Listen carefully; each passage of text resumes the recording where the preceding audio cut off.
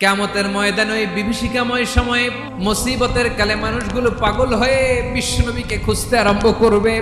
সবাই মিলে বিশ্বনবীর কাছে যেয়ে বলবে, ইয়া রাহমাতাল লিল আলামিন।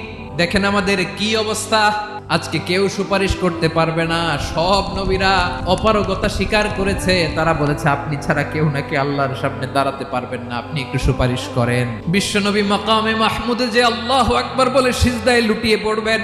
আল্লাহ রাব্বুল আলামিন বিশ্বনবীকে এমন কিছু চমৎকার শব্দ শিখাবেন, ওই শব্দগুলো দিয়ে আল্লাহর প্রশংসা করে বিশ্বনবী কাঁদতে আরম্ভ করবেন।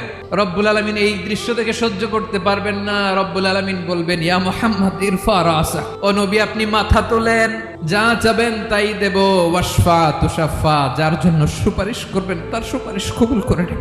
প্রতিটি নবী বলবেন নফসি নফসি, আল্লাহ তুমি আমারে বাঁচাও, আমারে বাঁচাও। বিশ্বনবী মাথা তুলবেন, তুলে বলবেন রব্বি হাবলি উম্মতি, আল্লাহ তুমি আমার গুনাহগার উম্মত